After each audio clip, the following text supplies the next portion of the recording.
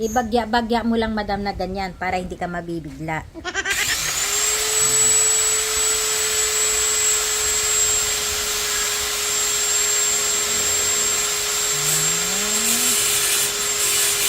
Kaya po yung dalawa nag-grinder.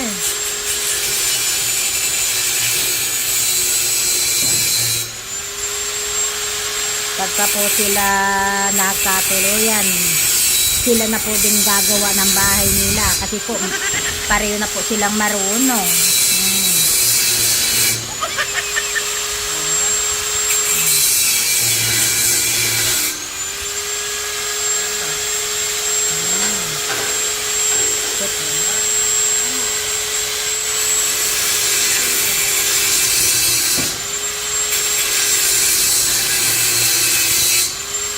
Oh, di ba? Magaling na, marunong na.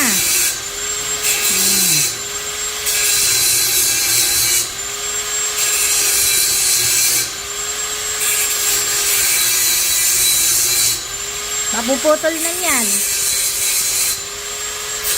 Kaya po si Kuya Eric naman doon po siya nakatulong sa kay Laka Robin. Gumagawa ng bakod. Gawa po kasi silang gate kaya tulong-tulong po sila. Naputol na ni Madam. Bagay pala sa'yo nakasuot ng ganyan, Madam Kapag kapareho pala kayong ganyan, kayo nang gumawa ng bahay nyo. Hindi na kayo kukuha ng para tipid. Aba. Tapos isali nyo si Kuya Eric. Si Kuya Eric nasa kalsada, oh. Tumutulong din doon gumawa ng bakod. Gagawin ako ng kapal ni Bray. Water. Oo. Sabi yung Eric, kunin mo nga yung sinigang na bangus. Ilagay mo nga dito. Baka mapita. Mainit yan, Kuya Eric. Dalawang Teka lang, ha? Yan. Sinigang na bangus yan. Natin. Sige, okay lang naman. Hindi naman mainit. Lagay mo sa gitna. Yan. Okay mo. Sarap niyang bangus. Tapos, ito open mo eh. Titikman natin dito. Sarap niya. O sige, kumain na. Kain na po tayo. Yes, good afternoon po sa lahat. At sino pong gustong matutong gumawa ng gate. So, panoorin nyo lang po yan sa Brian Suba Vlog. Makikita nyo doon kung paano niya ibubuo ang gate para sa harap po yan. Yan na yan. Yan. So, pinapakita ko lang yung pinaka-light. Pero yung pinaka-ano niya ay sa kanya nyo po mapapanood yun. Siyempre, meron po mga kababayan natin na pang sarili ba yung mga gumagawa na kung meron naman silang gamit at bibili lang naman sila sa hardware ng gagamitin ay makakabuo na sila yung gusto nilang gawin nila sa kanilang tahanan. Habang nag-prepare si Bray sa pag-gate niya, so bati-bati muna po tayo na magandang hapon po sa ating mga ka-St. Mary's, ka-Tekram, mga ka-Chano, mga ka-Brian Suba Vlog, Alexis Suba, Crystal Gay Cruz Suba, syempre Anjali Vlog. So maraming salamat po sa lahat po ng mga viewers na nagsasupport sa ating mga videos at syempre especially sa mga OFW po natin na walang sawang nanonood sa ating mga videos. Maraming salamat po. Yan na. So, hapon na. Yung ginagawa pa nila Eric, Sir Robin, at saka ni Sir Jeff, yung natapos yung pinaka-harap pa. Tapos yung may mga halaman, yan, inaayos pala nila yon.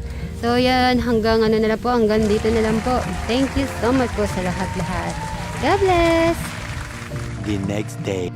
Yes! Good morning! At nandito si Crystal at magbi-business po siya mamaya. At bumati naman kayo muna dyan. Good morning mga ka-St. Mary. Good morning.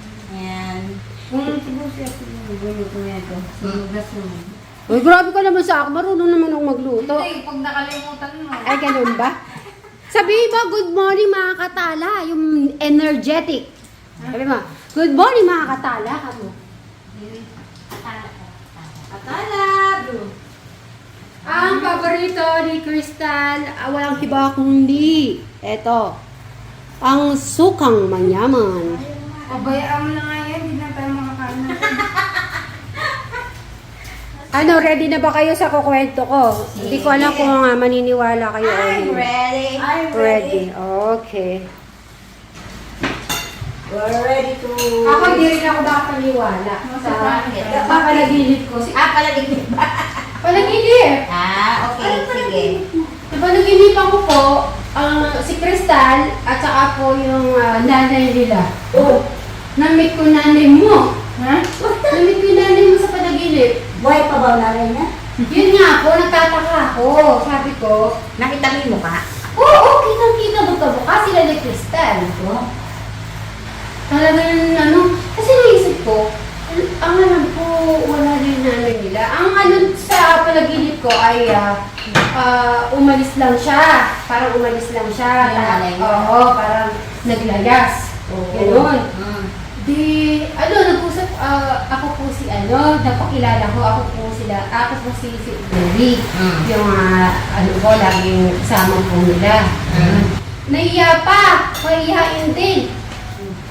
Tapos, sabi niya ganito, Crystal, ikukwento. Sabi niya, pwede niyo naman po ikwento kung ano nangyari. Sabi ko gano'n.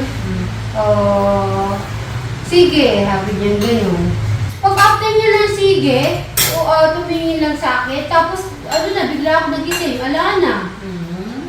Tapos nagising ako, alam ko wala. Tapos siguro nagpakita siya. Isip-isip pa yun, mayroon. Ano po? Baka may isip-isip pa yung panaginip. Kasama si Crystal. Kambal ko pala sila. Plus na kaya kasi magkasama sila eh. Nagkaano sila. Kasama magkatabi sila. kasi. Mm-mm. Oo. Ano kayang yun? Ano kayang ibig sabihin nun? Siyempre, lagi mo kasama si Crystal eh. Kaya siguro, pinapayuwatin Eh, di ba kasama natin umuwi si Crystal, no? Magabi, tapos dito siya natulog. Yung mismo talaga panaginip ko. Yes. Oo. Sabi ni Crystal, siguro kinakamusta siya. Saka siguro, ang paiwatig nun, siguro gusto magpapasalamat yung nanay niya kasi kahit pa paano na ikaw yung nakakatagpo siya ng nag-aano sa Baka lagi yun naisip. Hindi ko nga naisip eh. Sabi nga, iisipin, hindi naman nga, hindi nga niya nakabutan nanay.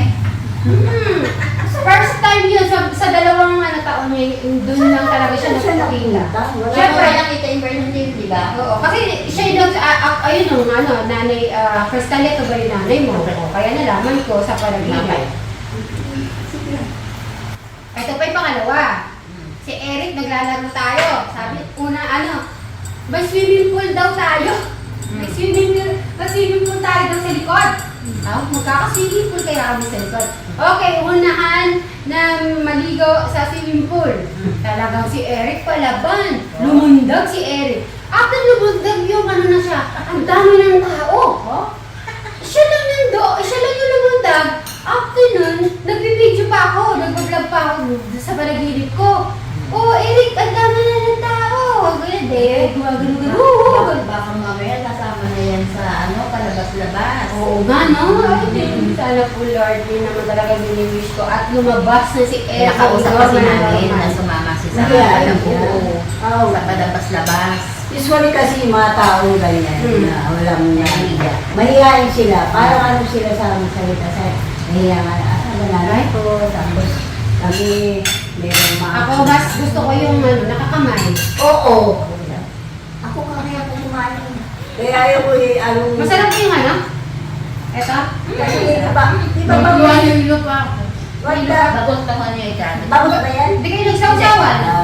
Hindi ako nagtatawag. Ako tayo dahil Kamatis mo po dito. hindi ko na makita yung kinakamay ko ito, dinurog-durog ko pa, umurog ko pa, kasi sinasalat ko yung tinik. Mahirap din yung nanay yung matinik. Oo, kaya kamay ako. Aba, naka-cutex ka na. Hindi ba? Wala akong yung ano ka ba? Hindi ko na kilala yan. Parang naputulay yan. Naputulan ko rin ito. Tapos, ganyan Madalas ano. tayo kasi blessing eh. Ganyan yung trabahado. Hindi, saka ngayon, ano, basta parang hindi pa kumpleto yung ano ko. Ano, pagkatao. Kapal? Hindi. Sabi hindi pa daw kumpleto ang kanyang pagkatao daw po. Bakit? May Tapos, nararamdaman kasi ako eh. ano mo? Ako, hindi pa po. Medyo, ano pa po, namamaga-maga pang konti yung ano niya. Naano po kasi siya yun sa ugat. Bumili ka na ng Santor Plus Food. Alam mo ba? Noong pandemic,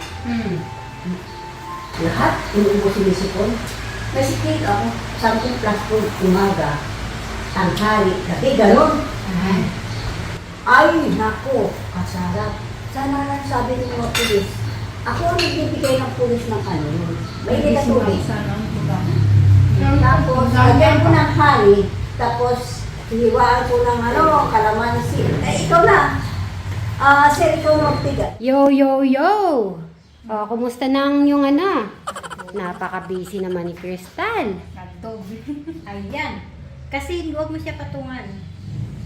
At kanina po ay may bumili na. Kasi nababasa din. Tingnan nyo naman ang benta niya. Yan. Meron na siya betang 530 pesos. Okay. Ito po ay mapapanood nyo pong kabuuan sa Crystal Gayle Cruzuba. Paano nila nag-prepare kanina. Tapos, itong luto-luto. Yan. At pinag-vlog-vlog po siya kanina. Ako na naman po yung maingay sa kanyang vlog ni Crystal. At kasi po mamaya, after niyang tinda sa farm, ay uuwi siya. Baka okay na daw po si Tito Cesar. Baka pag-vlog po sila.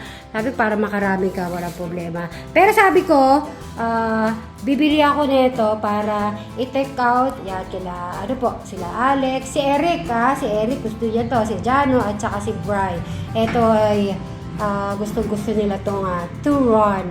So, yan. I-ano nyo ako yung, i-ano nyo na ako 10, madam na 10. 10 ganito. Ay, tapos si Tito Cesar, Tita Carlota, bigyan mo din para matikman nila yung ano. Yan! So, yan guys, panoorin nyo po kay Crystal Gayle Cruzuba sa lahat po ng mga ginagawa nila sa pagluluto ng turon with langka. So, hanggang yan. Bye-bye na po. Bye-bye!